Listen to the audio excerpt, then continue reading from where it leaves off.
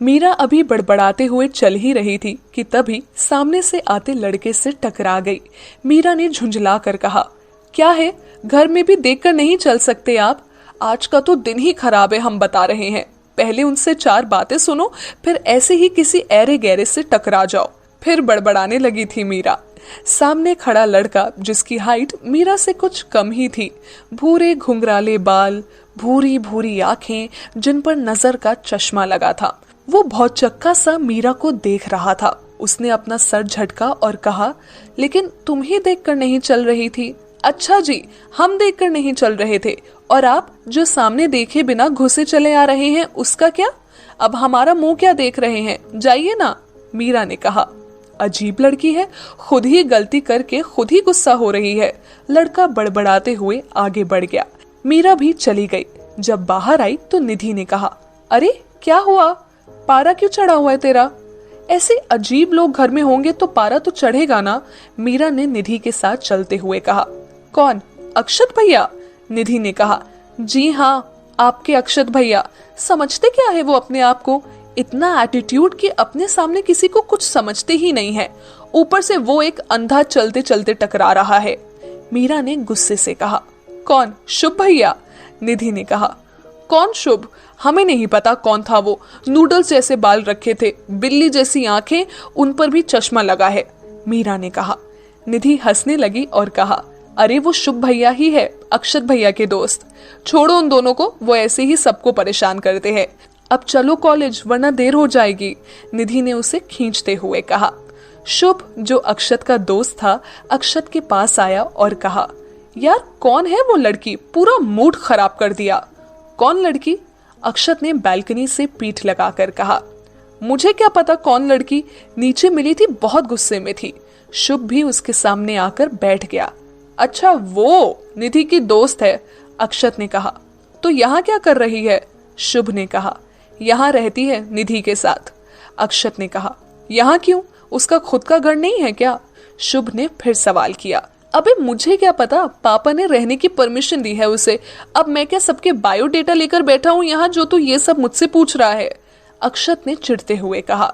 गुस्सा क्यों हो रहा है, पूछ ही तो रहा हूँ। वैसे कुछ भी बोल यार, बड़ी खूबसूरत है, गुस्से में तो और भी कमाल लगती है, शुभ ने मीरा को याद करते हुए कहा। तुझे तो एवरेज लड़की भी कमाल लगती है। अब ये बता, यहाँ क्यों आया था? अक्षत ने थोड़ा चिढ़कर कहा।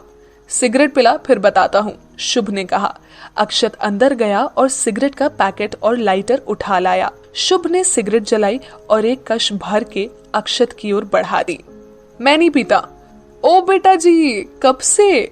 शुभ को बहुत हैरानी हुई। दिन के एक एक पैकेट सिगरेट फूकने वाला अक्षत आज सिगरेट के लिए मना कर रहा था। तुम भी मत पियो, इससे तुम्हें भी नुकसान होगा और तुम्हारे आसपास मौजूद लोगों को भी। अक्षत ने उसके मुंह से सिगरेट निकालकर फेंकते हुए कहा। तू चल मेरे साथ, शुभ ने अक्षत का हाथ पकड़ा और उठते हुए कहा। कहाँ? अक्षत ने कहा। हॉस्पिटल, चेकअप करवाने। अक्षत व्यास ने सिगरेट पीना छोड़ दिया है, यकीन नहीं हो रहा है, तू चल, शुभ ने कहा। स्टॉप इट यार, अक्षत ने झुंझला कर कहा। तो बता मेरे बाबू, किसके कहने पर तुमने सिगरेट छोड़ी है? शुभ ने कहा। अक्षत किसी के कहने पर क्यों चलेगा भला, मेरा मन नहीं, इसीलिए नहीं पी रहा, दैट्स इट। अब बता तू यहाँ किस लिए आया है? अक्षत ने शुभ से नजरें बचाकर कहा। अरे हाँ, वो तो मैं ये बताने आया था, वो जो एडवोकेट सिन्हा है ना, मेरी उनसे बात हो गई, वो हम दोनों को गाइड करने के लिए तैयार है। बोलो कब से स्टार्ट करना है? शुभ ने वापस बैठते हुए कहा। संडे के बाद, अक्षत ने कुछ सोचते हुए कहा। संडे को तू कहीं जा रहा है क्या? शुभ को कुछ शक हुआ तो उसने पूछ लिया। मोना के घर पार्टी है, उसका बर्थडे है।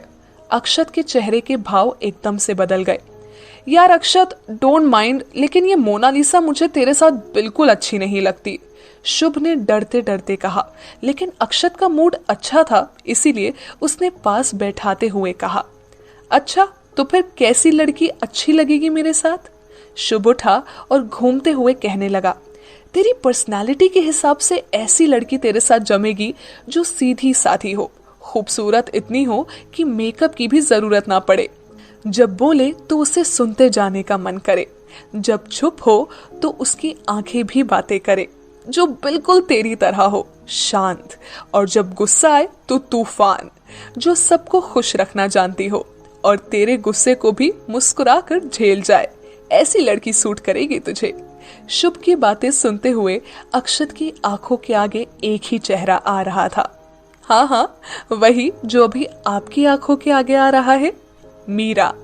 अक्षत मुस्कुराया और कहा, मुश्किल है, दुनिया में ऐसी लड़की नहीं बनी जो मुझे समझ सके। सी, अब तो मैंने मेरे नाम के आगे भी लगा लिया, कॉम्प्लिकेटेड। अरे बाबू, हर किसी के लिए कोई ना कोई बना है, बस तेरे लिए जो बनी है वो मोना तो बिल्कुल नहीं, शुभ ने चिढ़कर कहा। अच्छा सुन, तू चलना मेरे साथ पार्टी में, वहां अकेले बोर हो जाऊंगा यार, अक्षत ने कहा। चलूंगा, लेकिन एक शर्त पर, शुभ ने कहा। वो क्या? अक्षत ने कहा। उसके लिए गिफ्ट लेकर नहीं जाऊंगा, शुभ ने बच्चों जैसा मुंह बनाकर कहा। ठीक है, तो संडे इवनिंग डन, चल नीचे कॉफी पिलाता हूं तुझे, कहकर अक्षत शुभ के साथ नीचे चला गया। देखते ही देखते 2 दिन निकल गए। संडे की सुबह सभी एक्साइटेड थे। दादा दादी तैयार होकर खड़े थे। विजय और राधा भी तैयार होकर आ चुके थे। अर्जुन मीरा के साथ जाना चाहता था ताकि उसे थोड़ा करीब से जानने का मौका मिले, लेकिन विजय ने पहले ही उसके अरमानों पर पानी फेरते हुए कहा, अर्जुन, मैं, पापा, माँ और राधा एक गाड़ी में चलेंगे, लेकिन इतनी दूर गाड़ी ड्राइव नहीं कर पाऊंगा, तुम साथ चलो। वो पापा, अर्जुन ने हिचकिचाते हुए कहा। कोई परेशानी है? विजय ने पूछा। नहीं पापा, कोई परेशानी नहीं है, अर्जुन ने बेबसी से कहा। हाँ तो फिर चलो, देर हो जाएगी, निधि और मीरा अक्षत के साथ आ जाएंगी, कहते हुए विजय गाड़ी की ओर बढ़ गए। अर्जुन भी आया और गाड़ी वहां से निकल गई। एक गाड़ी और बची थी। निधि जीन्स टॉप पहने, सर पर बड़ी टोपी लगाए आई, लेकिन सब जा चुके थे। उसने पापा को फोन किया तो उन्होंने अक्षत के साथ आने को कहा। अक्षत भी तैयार होकर नीचे चला आया, लेकिन मीरा को वहां नहीं देखकर उसे शरारत सूझी और उसने निधि से कहा, यार निधि, सर्दी बहुत है, वो माँ के कमरे में मेरा जैकेट रखा है, ले आएगी प्लीज। ठीक है। निधि जैसे ही जाने लगी तो अक्षत ने रोकते हुए कहा, मेन डोर मैंने लॉक कर दिया, तू पीछे वाले रास्ते से जाना। लेकिन मीरा, निधि ने कहा। वो तो माँ पापा के साथ निकल गई ना, अक्षत ने कहा। अजीब लड़की है, मैंने कहा था मेरे साथ चलना, अकेले चली गई, निधि ने सोचते हुए कहा। अब तू क्यों देर कर रही है, जैकेट लेके आ मेरा, अक्षत ने कहा। निधि चली गई। निधि के जाते ही मीरा आई। उसने सफेद रंग का कुर्ता, उस पर हल्के गुलाबी रंग की स्वेटर और नीचे हरे रंग की सलवार पहन रखी थी। बालों की चोटी बनाई हुई थी और कानों में छोटे छोटे झुमके पहने थे। सादगी में कोई इतना सुंदर भी लग सकता है, ये अक्षत ने पहली बार देखा था। मीरा जाना नहीं चाहती थी, लेकिन सबके फोर्स करने के बाद वो जाने के लिए तैयार हो गई। मीरा को देखते ही अक्षत ने आंखों पर चश्मा लगा लिया और अपनी पीठ गाड़ी से लगाकर खड़ा हो गया। मीरा उसके पास आई और कहा, बाकी सब कहाँ हैं? अक्षत ने चश्मा उतारा और मीरा को देखते हुए कहा, वो तो चले गए। सब चले गए? लेकिन हम तो यही हैं, मीरा ने उदास होकर कहा। तुम्हें मेरे लिए छोड़कर गए हैं, अक्षत ने मदहोशी वाले भाव लाकर कहा। मतलब? मीरा ने कहा, मतलब घर पर सिर्फ तुम और मैं और तुम, अक्षत ने कहा। मीरा का दिल तेजी से धड़क रहा था। उसे अक्षत के अलावा वहां कोई भी दिखाई नहीं दे रहा था। मीरा को खामोश देखकर अक्षत गुनगुनाने लगा, हम तुम एक कमरे में बंद हो और चाबी खो जाए। मीरा ने सुना तो उसे अक्षत की नीयत पर शक होने लगा। उसने अपने कदम पीछे बढ़ा लिए, लेकिन अक्षत आज शरारत के मूड में था, इसीलिए वो मीरा की ओर बढ़ा तो मीरा ने मन ही मन कहा, ये मैं कहाँ फंस गई। चलते हुए मीरा की पीठ पीछे दीवार से जा लगी। अब अक्षत उसके सामने था, उससे कुछ ही दूर। मीरा का घबराना लाजमी था। आज से पहले किसी ने उसके साथ ऐसी हरकत नहीं की थी। वो मन ही मन बहुत घबरा रही थी। अक्षत ने जैसे ही मीरा की ओर हाथ बढ़ाया, उसने अपनी आंखें मूंद ली। अक्षत ने उसके बालों में लगा कागज का टुकड़ा हटाया और कहा, डोंट वरी, सिर्फ ये हटा रहा था। अक्षत की आवाज सुनकर मीरा ने अपनी आंखें खोली। तभी निधि वहां आ गई। निधि को वहां देखकर मीरा ने अक्षत को पीछे धक्का दिया और गाड़ी के पास आ गई। निधि अक्षत के पास आई और चिढ़ते हुए कहा, वहां तो कोई जैकेट नहीं है। डफर, ये मैंने पहना तो है। Silly girl. अक्षत ने जैकेट की ओर इशारा करते हुए कहा, जो कि उसने पहना हुआ था।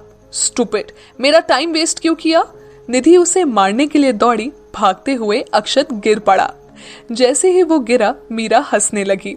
कुछ देर पहले मीरा डरी हुई थी और अब हंस रही थी। अक्षत ने देखा तो उठा और निधि को सॉरी बोलकर गाड़ी में बैठने को कहा। खुद आया और मीरा से कहा, हंसते हुए अच्छी लगती हो। सुनकर मीरा जैसे ही मुस्कुराई, अक्षत ने आगे कहा, तुम्हें लगता है मैं ऐसे कहूंगा? मुझे बिल्कुल पसंद नहीं है कोई मुझ पर हंसे। कहकर वो दूसरी तरफ जाकर गाड़ी में बैठ गया। मीरा झुंझला उठी। आखिर ये लड़का चाहता क्या था? मीरा और निधि अक्षत के साथ गाड़ी में आकर पीछे बैठ गई। अक्षत ने गाड़ी स्टार्ट की और वहां से निकल गया। मीरा खामोशी से पीछे बैठी थी। अक्षत ने गाड़ी के अंदर वाला मिरर सेट किया, जिससे पीछे बैठी मीरा उसे साफ साफ नजर आ रही थी। अक्षत उसे देखते हुए गाड़ी चलाने लगा। तभी निधि ने कहा, क्या मनहूसियत फैलाई हुई है गाड़ी में। कहते हुए उसने म्यूजिक सिस्टम ऑन कर दिया। गाना बजने लगा, ये लड़का हाय अल्लाह कैसा है दीवाना, कितना मुश्किल है तौबा इसको समझाना। जैसे ही गाना बजा, अक्षत और मीरा की नजरें शीशे के जरिए जा टकराई। मीरा ने मन ही मन खुद से कहा, इन्हें समझना भी मुश्किल ही है। उधर अक्षत देखते हुए सोच रहा था, कोशिश करके देखो, इतना भी कॉम्प्लिकेटेड नहीं हूं मैं। मीरा ने नजरें घुमा ली तो अक्षत ने गाना चेंज कर दिया। गाना बजने लगा, कोई हसीना जब रूठ जाती है तो और भी हंसी हो जाती है। भाई कितना पुराना गाना है ये, आप ऐसे बकवास गाने क्यों सुनते हो? निधि ने कहा। बकवास नहीं है, यूनिक चॉइस है। आजकल के गानों में फीलिंग्स कहाँ होती है, बस कुछ वर्ड्स होते हैं और ढेर सारा शोर। अक्षत ने कहा। अच्छा, तो फिर आपके गानों में क्या खास है? निधि ने बहस करते हुए कहा। फीलिंग्स, हर लाइन हर धुन में एक फीलिंग होती है। कितना शांत होता है सब, लगता है जैसे वक्त थम गया हो। अक्षत ने कहा। बोरिंग, जब तक शोर ना हो तब तक म्यूजिक का क्या मजा। निधि ने कहा। कभी सुनकर देखो तो समझ आएगा उस जमाने के गानों का मतलब। अक्षत ने कहा। उस हिसाब से आप भी पुराने जमाने के हुए। निधि ने अक्षत का मजाक उड़ाते हुए कहा। अक्षत ने वॉल्यूम कम की और निधि की ओर देखकर कहा, मुझे शोर से ज्यादा खामोशियां सुनना पसंद है। मैं नया सा लड़का हूँ पुराने ख्यालात का। अक्षत की इस लाइन पर निधि निशब्द हो गई और हाथ जोड़ते हुए कहा, अच्छा ठीक है, हार गए हम आपसे। अब चलिए भाई साहब, वरना वो लोग हमारे बिना ही पिकनिक मना लेंगे। अक्षत ने गाड़ी की स्पीड बढ़ा दी। मीरा पीछे बैठी खिड़की से बाहर सड़क पर दौड़ती गाड़ियों को देख रही थी। घंटे भर के सफर के बाद गाड़ी आकर रुकी। अक्षत, निधि और मीरा तीनों नीचे उतरे। ये जगह थी महू, जो कि इंदौर से 50 किलोमीटर दूर थी। जगह बहुत खूबसूरत थी। चारों ओर हरियाली से वो जगह घिरी हुई थी। मीरा सब देखकर चकित थी। इतनी खूबसूरत जगह शायद उसने पहली बार देखी थी। निधि ने मुंह बनाकर कहा, अर्जुन भैया ने पिकनिक के लिए ये जगह सिलेक्ट की है। मुझे तो लगा कोई शॉपिंग मॉल होगा। शॉपिंग मॉल में पिकनिक मनाने कौन जाता है? अक्षत ने उसे घूरते हुए कहा। अच्छी जगह है निधि, हमने आज से पहले इतनी सुंदर जगह नहीं देखी। मीरा ने वहां की खूबसूरती को निहारते हुए कहा। तुम्हें अच्छी लगी? निधि ने पूछा। बहुत, मीरा ने खुशी से भरकर कहा। कुछ ही देर में दूसरी गाड़ी आकर रुकी, जिसमें बाकी सभी घर वाले थे। सभी उतरकर अक्षत के पास आए।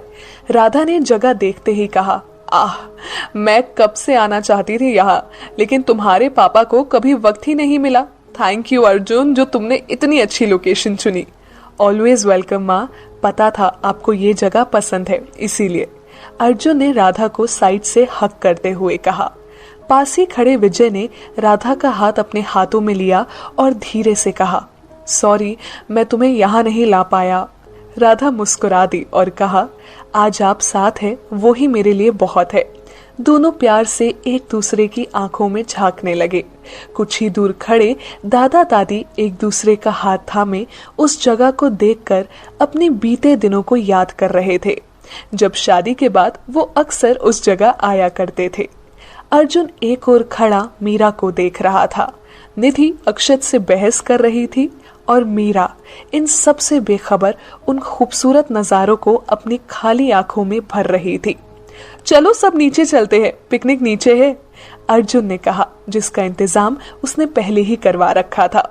सभी सावधानी से नीचे उतरने लगे। सबसे आगे अर्जुन, उसके पीछे उसका हाथ पकड़े दादा दादी, उनके पीछे विजय और राधा, फिर निधि, उसके पीछे मीरा और सबसे आखिर में अपने अक्षत बाबू।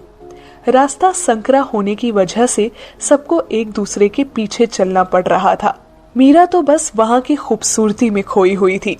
अक्षत कानों में ईयरफोन लगाए दुनिया जहां से बेखबर अपने पसंदीदा गाने सुनते हुए चल रहा था। सभी नीचे पहुंचे, जहां एक जगह अर्जुन ने सारा अरेंजमेंट किया हुआ था। सामने एक बड़ा सा खूबसूरत झरना था, जिससे पानी बहते हुए नीचे आ रहा था। मीरा और बाकी सब जिस जगह मौजूद थे, वो जगह जमी और झरने के बीच में थी। चारों ओर हरे भरे पेड़ पौधे, प्रकृति की खुशबू, लोगों की चहल पहल, पक्षियों की चहचहाहट और सर्दियों की हल्की धूप माहौल को और भी खुशनुमा बना रही थी। निधि को भी ये जगह बहुत पसंद आई। अपने फोन के कैमरे से वो वहां के नजारों की तस्वीरें लेने लगी। अक्षत ने ईयरफोन कान से निकाले और अर्जुन के पास आकर कहा, आप कब से रोमांटिक हो गए भैया? मतलब? अर्जुन ने हैरानी से पूछा। मतलब ये कि इतनी रोमांटिक जगह पर आप कैसे चले आए? आजकल आपके रंग ढंग कुछ ठीक नहीं लग रहे मुझे। अक्षत ने एक आईब्रो ऊपर चढ़ाकर अर्जुन को देखते हुए कहा, इंदौर की सबसे फेमस जगहों में से है यार, और फिर माँ को पसंद थी। अर्जुन ने कहा, बिजनेस कर करके ना आपका दिमाग खराब हो गया है। मेरा मतलब इतनी रोमांटिक जगह पर कोई फैमिली को साथ लाता है क्या? अक्षत ने कहा। शट अप कहकर अर्जुन वहां से चला गया। अर्जुन घूमते हुए वहां के नजारे देखने लगा। मीरा एक जगह खड़ी झरने को देख रही थी। तभी दादाजी उसके पास आए और कहा, इतने गौर से क्या देख रही हो मीरा? दादू, ये झरना कितना खूबसूरत है ना, मन कर रहा है बस इसको देखते ही जाऊं। मीरा ने कहा। जितना खूबसूरत है उतना ही खतरनाक भी है, दादू ने कहा। कैसे? मीरा को जानने की उत्सुकता हुई तो उसने पूछ लिया। मीरा की रुचि देखते हुए दादाजी मुस्कुराए और कहा, ये जो झरना तुम देख रही हो ना, इसे पाताल पानी झरने के नाम से जाना जाता है। इसे देखने दूर दूर से लोग यहाँ आते हैं। ऐसा क्यों दादू? मीरा ने बच्चों की तरह मासूमियत से पूछा। ऐसा माना जाता है कि इस झरने का पानी पाताल तक जाता है। ये झरना धरती से 300 मीटर तक की ऊंचाई पर बना है। इसके कुंड की गहराई को आज तक कोई नाप नहीं पाया है, इसीलिए उसमें नहाना या कूदना मना है। कहते हैं झरने से बहकर ये पानी पाताल तक अपनी दूरी तय करता है, इसीलिए इसे पाताल पानी के नाम से जाना जाता है। भारत के सबसे खतरनाक झरनों में से एक माना जाता है ये, दादाजी ने कहा। ये जानते हुए भी कि ये जगह डेंजरस है, आप सभी यहाँ चले आए? मीरा ने कहा। बेटा, ऐसा नहीं है, ये जगह घूमने के लिए भी बहुत फेमस है। देखो, यहाँ आसपास ये सभी इसे देखने ही आए हैं। इंदौर में पिकनिक के लिए ये सबसे बेहतरीन जगह है, दादाजी ने कहा। हाँ दादाजी, खूबसूरत तो है ये जगह, मीरा ने मुस्कुराते हुए कहा। वैसे यहाँ आने के लिए सर्दियों का मौसम सबसे अच्छा है, गर्मियों और बारिश के मौसम में यहाँ आना बेकार है, दादाजी ने कहा। दादू, आपको इस जगह के बारे में इतना सब पता है? आप पहले भी यहाँ बहुत बार आ चुके होंगे ना? मीरा ने कहा। हाँ, जब तुम्हारी दादी और मेरी नई नई शादी हुई थी तब हर महीने हम लोग यहाँ आया करते थे। लवर्स के लिए ये जगह किसी जन्नत से कम नहीं है, दादू ने धीरे से कहा। मीरा उनकी इस शरारत पर मुस्कुरा उठी तो दादू ने कहा, अच्छा तुम बाकी बच्चों के साथ एंजॉय करो, मैं जाता हूँ। दादू चले गए। उनके जाते ही अर्जुन मीरा के पास आया और कुछ दूरी बनाकर खड़ा हो गया। क्या बातें हो रही थी दादू से? अर्जुन ने कहा। दादू हमें इस जगह के बारे में बता रहे थे। सच में वो बहुत इंटेलिजेंट है, उन्हें हर छोटी छोटी बातें मालूम है। मीरा ने कहा। हाँ, मालूम तो होंगी ही, दादू जो ठहरे। अर्जुन ने कहा तो मीरा उसकी इस बात पर हंस पड़ी। आपको कैसी लगी ये जगह? अर्जुन ने हंसती हुई मीरा को देखते हुए पूछा। बहुत खूबसूरत है। इनफैक्ट हमने पहली बार इतनी अच्छी जगह देखी है। हॉस्टल में रहते थे तो कभी बाहर निकले ही नहीं, मीरा ने कहा। ये इंदौर की सबसे बेहतरीन जगहों में से है। इसके अलावा भी बहुत सी जगह है, कभी देखनी हो तो बताना, अर्जुन ने अपनेपन से कहा। मीरा ने कहा। अर्जुन से बात करने के लिए मीरा के पास ज्यादा कुछ नहीं होता था और यही हाल अर्जुन का भी था। काफी देर तक दोनों खामोश खड़े झरने से बहते पानी को देखते रहे और फिर अर्जुन ने कहा, वहां नीचे चलकर ये जगह देखना चाहेंगी आप? ठीक है, चलते हैं, मीरा ने कहा। दोनों साथ साथ नीचे जाने लगे। चलते चलते अर्जुन ने राधा से कहा, माँ, मैं मीरा को कुंड दिखाने नीचे लेकर जा रहा हूँ। लेकिन नाश्ता? राधा ने कहा। वापस आकर कर लेंगे माँ, अर्जुन ने कहा तो राधा ने मुस्कुराकर जाने की अनुमति दे दी। राधा को अर्जुन पर पूरा भरोसा था। अर्जुन एक समझदार लड़का था जो किसी को परेशान नहीं करता था। अर्जुन मीरा के साथ नीचे आया। नीचे कुंड से पहले झरने के बिल्कुल सामने कम पानी के बीच पत्थरों पर बैठने के लिए एक जगह थी। अर्जुन एक खाली पत्थर देखकर उस पर चला गया। उसने पलटकर देखा, मीरा अभी भी किनारे ही खड़ी थी। अर्जुन ने कहा, आइए। गिर जाएंगे, मीरा ने झिझकते हुए कहा। अर्जुन ने अपना हाथ बढ़ाकर मीरा से कहा, मैं हूं ना, नहीं गिरेंगी, आइए। मीरा ने अर्जुन का हाथ पकड़ा और पानी से होकर पास पड़े दूसरे पत्थर पर बैठ गई। दोनों बैठकर बहते झरने को देखने लगे। कुछ देर बाद खामोशी तोड़ते हुए अर्जुन ने कहा, आप भोपाल से हैं ना? मीरा, जी। अर्जुन, भोपाल में कहाँ से? मीरा, मालवीय नगर। अर्जुन, आपकी फैमिली में कोई और नहीं है? मेरा मतलब आपके पापा? मीरा, वो इस दुनिया में नहीं है। अर्जुन, सॉरी। मीरा से ऐसा सवाल पूछकर अर्जुन ऑकवर्ड हो गया और खुद से कहने लगा, ये क्या बकवास सवाल कर रहा है तू। कुछ देर बाद मीरा ने कहा, आपसे एक बात पूछूं?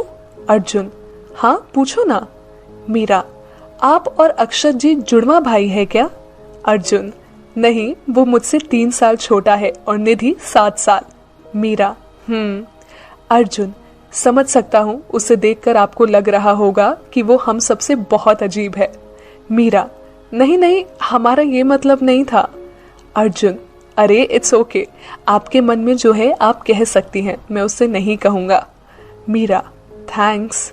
अर्जुन, हाँ, वो हम सबसे थोड़ा अलग है, शायद इसीलिए कि उसके सोचने का तरीका अलग है। कोई उसे नहीं समझ सकता सिवाय माँ के।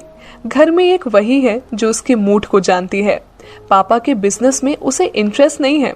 अब वो जो करना चाहे कर सकता है। मीरा, आपसे एक और बात पूछूं? अर्जुन, हाँ। मीरा, आपने अब तक शादी क्यों नहीं की? मीरा के इस सवाल पर अर्जुन खामोश हो गया। अर्जुन को खामोश देखकर मीरा ने कहा, शायद हमने कुछ गलत पूछ लिया। अर्जुन, नहीं, घर में भी सब यही चाहते हैं कि मेरी शादी हो जाए। मीरा, फिर आपको क्या एतराज है? अर्जुन, एतराज नहीं है, मैं किसी को पसंद करता हूँ।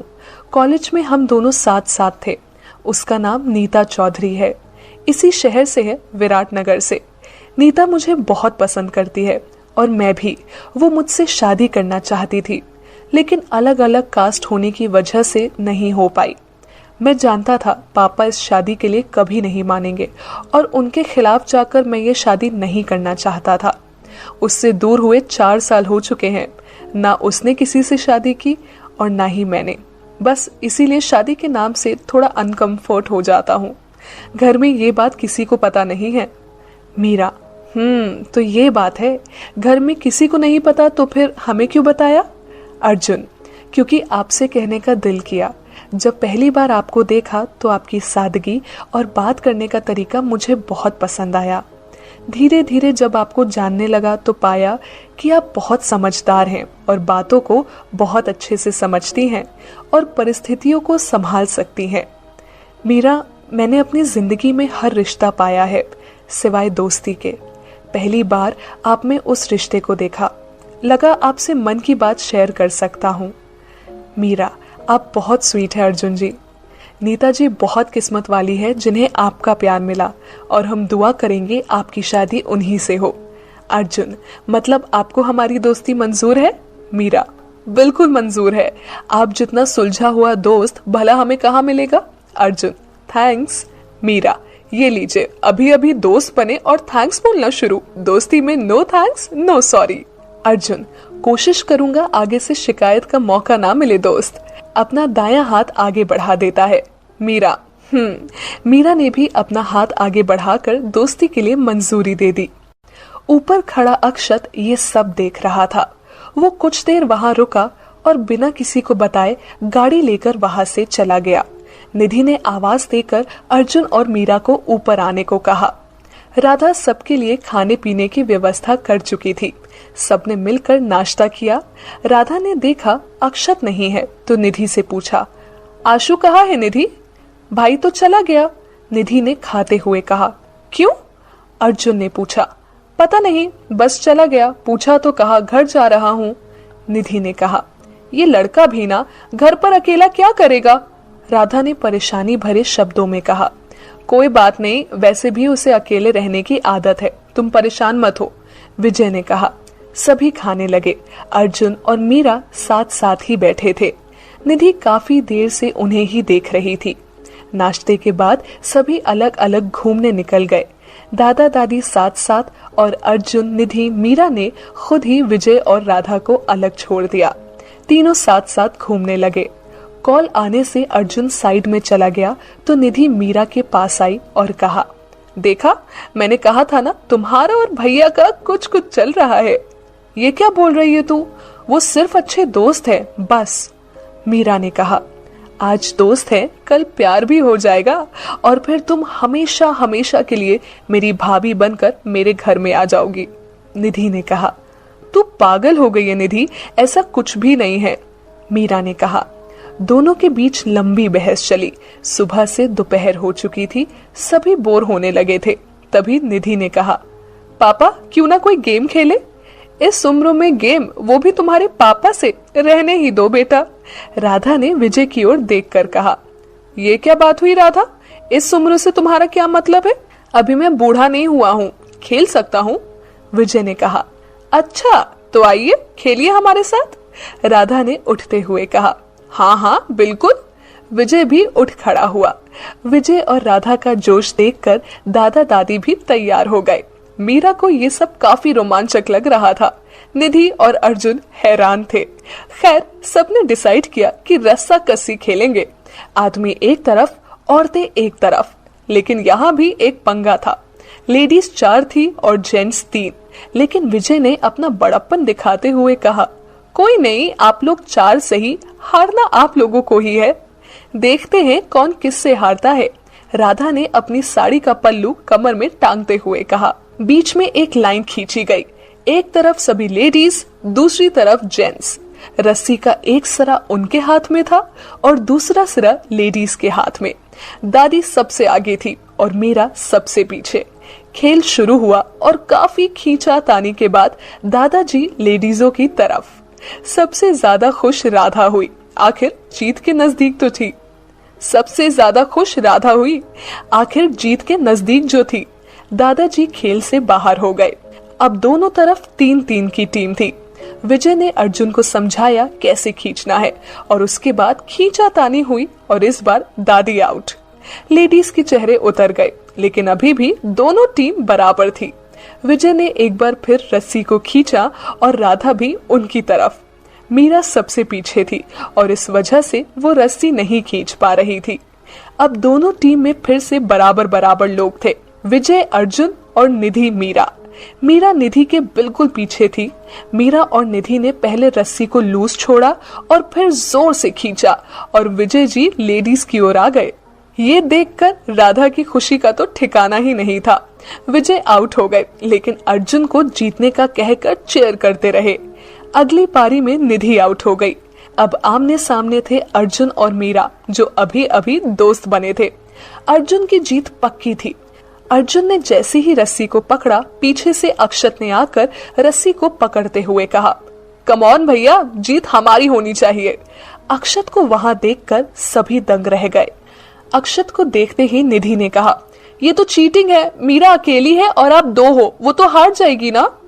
ये बात तब बोलनी थी जब गेम शुरू हुआ था। तुम्हारी दोस्त डर रही है क्या? अक्षत ने एटीट्यूड से मीरा को देखते हुए कहा। निधि चिंता मत करो, जीत हमारी ही होगी, मीरा ने विश्वास से कहा। देखते हैं। अक्षत अब भी मीरा को ही देख रहा था। खींचातानी फिर शुरू हुई। मीरा को बहुत मेहनत करनी पड़ रही थी क्योंकि वो दो थे और वो अकेली, पर मीरा में बहुत जान थी, ये उसने साबित कर दिया। मीरा को परेशान देखकर अर्जुन को अच्छा नहीं लगा तो वो जानबूझकर हार गया।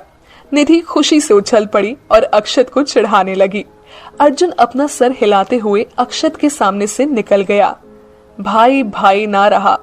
अक्षत ने मन ही मन अर्जुन को कोसते हुए कहा और अगले ही पल रस्सी का सिरा पकड़ लिया। आखिर मीरा को हराना जो था। अब आमने सामने दो लोग थे, एक मीरा और दूसरा अक्षत। दोनों ही ना एक दूसरे के दुश्मन थे, ना ही दोस्त। ना नफरत थी, ना प्यार, ना ही कोई रिश्ता था उनके बीच, पर फिर भी बंधे थे एक डोर से। अक्षत ने मीरा की आंखों में देखा और खींचातानी शुरू। विजय अक्षत को चेयर कर रहा था और निधि मीरा को, लेकिन यहाँ अक्षत मीरा पर भारी पड़ रहा था। अक्षत ने मीरा को हराने के लिए रस्सी को लूज छोड़ा और फिर पूरी ताकत से जैसे ही खींचा, रस्सी समेत मीरा भी सीधा उसकी बाहों में आ गिरी। विजय जी ने देखा कि वो जीत चुके हैं तो अर्जुन और दादाजी के साथ मिलकर लेडीज को चिढ़ाने लगे। इसमें वो अक्षत और मीरा को भूल चुके थे। मीरा अक्षत की बाहों में थी, उसके करीब, और उसके हाथ अक्षत के सीने पर थे जिनसे वो अक्षत की धड़कनें सुन रही थी। दोनों एक दूसरे की आंखों में देखे जा रहे थे और फिर अक्षत ने एकदम से उसे खुद से दूर झटक दिया। लेडीज मीरा के पास आई तो उसने उदास होकर कहा, सॉरी आंटी। अरे बेटा कोई बात नहीं, ये तो बस एक खेल था, राधा ने प्यार से उसके गाल को छूकर कहा और उसके बाद सभी वहीं बैठकर सुस्ताने लगे। शाम होने से पहले सभी घर लौट आए। अक्षत घर आते ही तैयार होकर वापस निकल गया, उसे मोना की पार्टी में जो जाना था। बाकी घर वाले आराम करने चले गए। सबकी थकान देखते हुए राधा ने तय किया खाना बाहर से ही मंगवा लेंगे। रात के खाने के बाद सभी अपने अपने कमरों में सुस्ताने लगे। 10 बजे के आसपास मीरा पानी लेने जब नीचे आई तो दादाजी को बाहर बालकनी में टहलते हुए पाया। मीरा उनके पास आई और कहा, क्या बात है दादू, आप ठीक तो हैं? नहीं बेटा, बस सीने में हल्का सा दर्द हो रहा है, दादू ने सीने पर हाथ मसलते हुए कहा। उनके चेहरे से पता चल रहा था कि उन्हें उस वक्त कितना दर्द हो रहा था। मीरा ने उन्हें पास ही बेंच पर बैठाते हुए कहा, आप बैठिए, हम अभी दवा लेकर आते हैं। मीरा दादू को बैठाकर जैसे ही जाने लगी, उनकी दर्द भरी आह निकली। मीरा ने उन्हें संभाला, लेकिन दादू को बहुत तेज दर्द हो रहा था। मीरा ने जल्दी जल्दी उनके सीने को सहलाना शुरू कर दिया, पर उन्हें बहुत दर्द हो रहा था। उनसे ना बोला जा रहा था, ना ही ठीक से सांस ली जा रही थी। मीरा ने उन्हें बेंच का सहारा दिया और तुरंत घर वालों को बुला लिया। अर्जुन ने गाड़ी निकाली और दादू को लेकर हॉस्पिटल जाने लगे। दादी और राधा भी साथ जाने की जिद करने लगी तो उन्हें भी ले जाना पड़ा। जाते जाते विजय मीरा के पास आया और कहा, बेटा हम सब हॉस्पिटल जा रहे हैं, तुम अपना और निधि का ख्याल रखना, और हाँ, अक्षत को फोन करके घर आने का बोलो। रघु भी नहीं है घर में, तुम संभाल लोगी ना बेटा? जी अंकल, आप जल्दी जाइए और घबराइए मत, दादू को कुछ नहीं होगा, हम संभाल लेंगे निधि को, मीरा ने कहा। विजय ने उसके गाल को छुआ और तेजी से निकल गया। मीरा भी मन ही मन दादू के ठीक होने की दुआ करने लगी। निधि सो रही थी। उसे इस वक्त ये सब बताना मीरा को सही नहीं लगा। वो परेशान सी कमरे में आई। उसने निधि का फोन उठाया और नीचे चली आई। निधि के फोन से अक्षत का नंबर ढूंढकर उसे कॉल लगाया। रिंग जाती रही, लेकिन अक्षत फोन नहीं उठा रहा था। मीरा परेशान सी सोफे पर बैठी और कहा, अब हम क्या करें? बार बार अक्षत का फोन ट्राई कर रही थी, लेकिन हर बार बंद ही आ रहा था। कुछ देर बाद घर का रिसीवर बजा। मीरा ने रिसीवर उठाया। दूसरी ओर अर्जुन था। उसने कहा, मीरा डोंट वरी, दादू ठीक है, एडमिट किया है। हमें देर हो जाएगी, तुम प्लीज दरवाजा लॉक कर लेना और कोई प्रॉब्लम हो तो फोन करना। जी, दादू ठीक तो हो जाएंगे ना? मीरा की आवाज में घबराहट थी। हाँ, सुबह तक बिल्कुल ठीक हो जाएंगे, अर्जुन ने कहा। हम रखते हैं, मीरा ने धीरे से कहा। ठीक है, अपना ख्याल रखना, अर्जुन ने कहा और फोन काट दिया। मीरा वही हॉल में सोफे पर बैठी अक्षत के आने का इंतजार करने लगी। अक्षत तो नहीं आया, उल्टा मीरा को ही नींद आ गई। वो वही सोफे से सर लगाकर सो गई। दादू के बारे में अक्षत को कुछ पता नहीं था। देर रात जब वो घर आया तो दरवाजा लॉक था। बेल बजाकर वो किसी को डिस्टर्ब नहीं करना चाहता था, इसीलिए ऊपर के रास्ते से अंदर चला आया। अपने कमरे में आकर कपड़े चेंज किए और जैसे ही पानी पीने के लिए बोतल उठाया, बोतल खाली थी। अक्षत बोतल लेकर नीचे चला आया और सीधे किचन में आकर बोतल में पानी भरा और बाहर चला गया। चलते हुए उसकी नजर मीरा पर गई। उसे हॉल में सोफे पर सोए देखकर अक्षत को बड़ा अजीब लगा। वो उसके पास आया। सोते हुए मीरा बहुत खूबसूरत लग रही थी। उसकी बंद आंखों में एक ठहराव था। हॉल के कोने में रखा हीटर ऑन था, लेकिन हल्की ठंड अभी भी थी वहां। बाहर से आती लाइट की धुंधली सी रोशनी मीरा के चेहरे पर गिर रही थी। अक्षत वही खड़ा एकटक उसे निहारता रहा और फिर चला गया। कुछ देर बाद अक्षत वापस आया तो उसके हाथ में एक मुलायम और अच्छा वाला कंबल था। अक्षत ने उसे खोला और मीरा को उड़ा दिया। जैसे ही कंबल ने मीरा को छुआ, एक सुकून उसके चेहरे पर दिखाई दिया। हॉल में रखा हीटर भी उसने लाकर बिल्कुल मीरा के पास लगा दिया, जिससे उसे गर्माहट मिलती रहे। पहली बार था जब अक्षत ने अपने अलावा किसी और की परवाह की थी। अक्षत वही टेबल पर बैठकर मीरा के चेहरे को देखता रहा। रात का तीसरा पहर, हल्की ठंड, खामोशियां और उनके बीच बैठा अक्षत एकटक मीरा को देख रहा था। कुछ देर देखता रहा और फिर उठकर चला गया। अपने कमरे में आकर लेट गया, लेकिन जैसे ही मीरा का ख्याल आया, उसकी आंखों के सामने दिन वाला नजारा आ गया, जब उसने अर्जुन और मीरा को साथ बैठे देखा था। मीरा को भूलकर वो सोने की कोशिश करने लगा, लेकिन ख्याल नींद पर हावी थे। अक्षत उठा, ड्रॉर से सिगरेट निकाली और सुलगाकर बालकनी में आकर खड़ा हो गया। अक्षत ने सिगरेट के एक दो कश लगाए और फिर फेंक दी। उसने एक गहरी सांस ली और पीठ बालकनी से टिकाकर खड़ा हो गया। ये बेचैनी क्यों थी, अक्षत नहीं जानता था। रात के अंधेरे में अतीत उसकी आंखों के सामने तैर गया। 6 महीने पहले। अक्षत, कम ऑन यार, आज कॉलेज का आखिरी दिन है एंड उसके बाद सब अपनी अपनी लाइफ में बिजी हो जाएंगे। लेट्स एंजॉय ना अक्षत, मोना ने कहा। मोना, मैं ड्रिंक नहीं करता, अक्षत ने कहा। ओ कम ऑन यार, तुम बच्चे नहीं हो, एक पैक हम सबकी दोस्ती के नाम, मोना ने फोर्स करते हुए कहा। पी ले यार, इतनी बुरी भी नहीं है, शुभ ने अपनी ड्रिंक खत्म करते हुए कहा। तुम लोगों को पीनी है पी लो, मुझे नहीं चाहिए, कहते हुए अक्षत दूसरी तरफ चला गया। सिली बॉय, लेट्स एंजॉय, मोना ने बाकी स्टूडेंट्स के साथ चीयर्स करते हुए कहा। डांस, शोर शराबा, चमकीली रंग बिरंगी लाइटों के बीच सभी थिरक रहे थे। अक्षत का दम घुटने लगा तो वो बाहर बालकनी में आ गया और सिगरेट जला ली। बस यही एक बुरी आदत थी उसे और उसकी तन्हाई की साथी भी। जैसे ही अक्षत ने सिगरेट जलाई, मोना ने मुंह से निकालकर फेंकते हुए कहा, अक्षत, ड्रिंक नहीं करते, जूस तो पी सकते हो। या श्योर, थैंक्स, कहते हुए अक्षत ने जूस का ग्लास ले लिया। मोना भी वही खड़ी हो गई और अक्षत की ओर देखते हुए कहा, एक बात पूछूं? अक्षत ने सामने देखते हुए कहा। मोना की ओर वो देख तक नहीं रहा था। तुम कॉलेज टॉपर हो, हैंडसम हो, पर्सनालिटी भी बहुत हॉट है, कॉलेज की सारी लड़कियां तुम पर फिदा है, लेकिन तुम किसी को भाव ही नहीं देते, ऐसा क्यों? मोना ने कहा।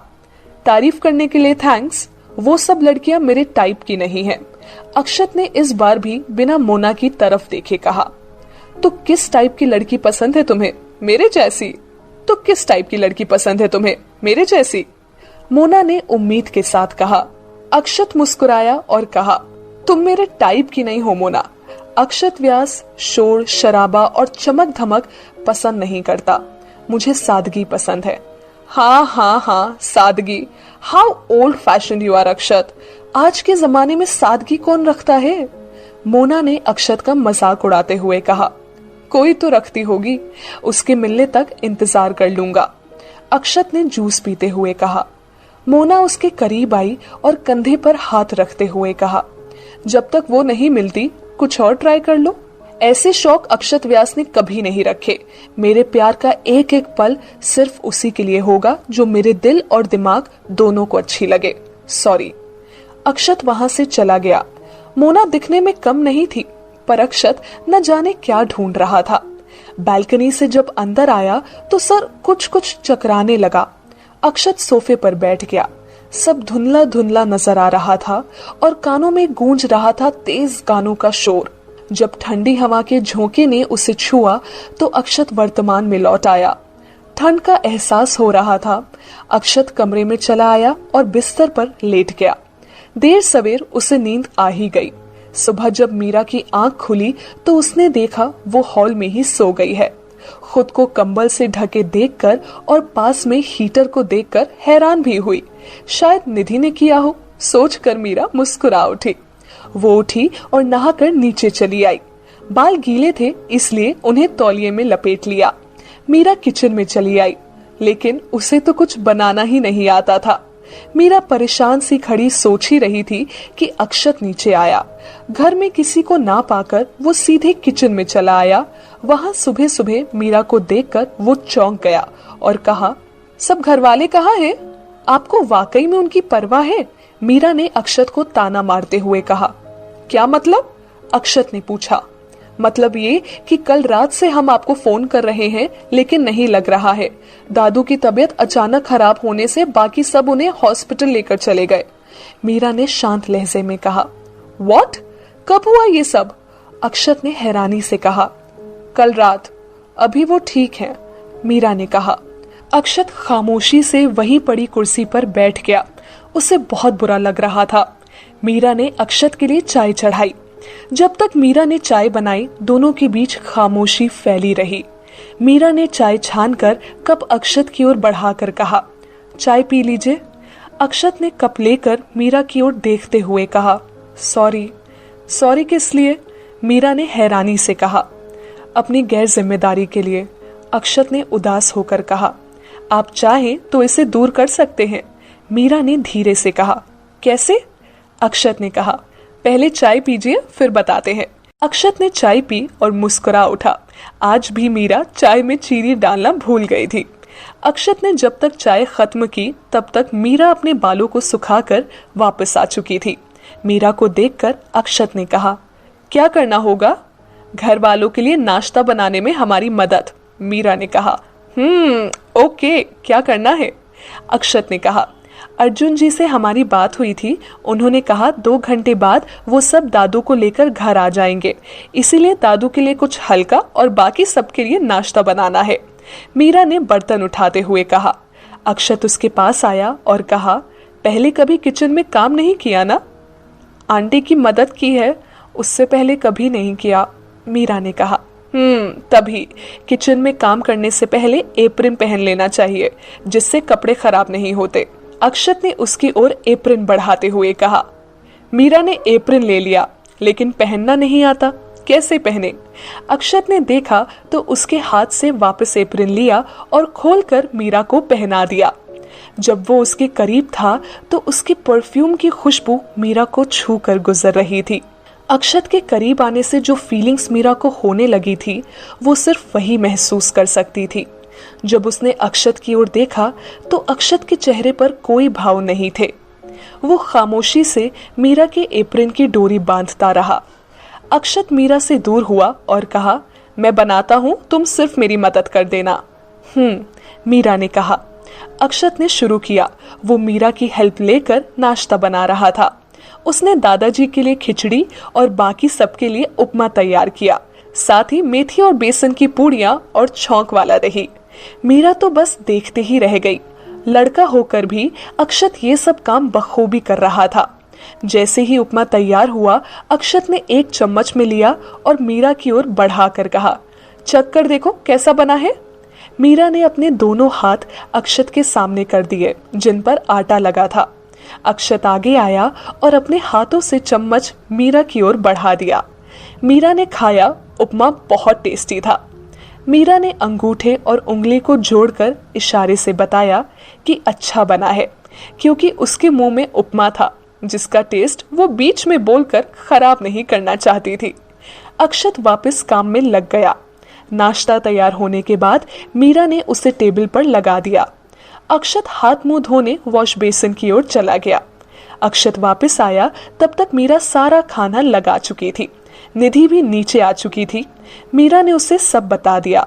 कुछ देर बाद जैसे ही डोरबेल बजी, दरवाजा अक्षत ने खोला। दादू सही सलामत बाकी घर वालों के साथ खड़े थे।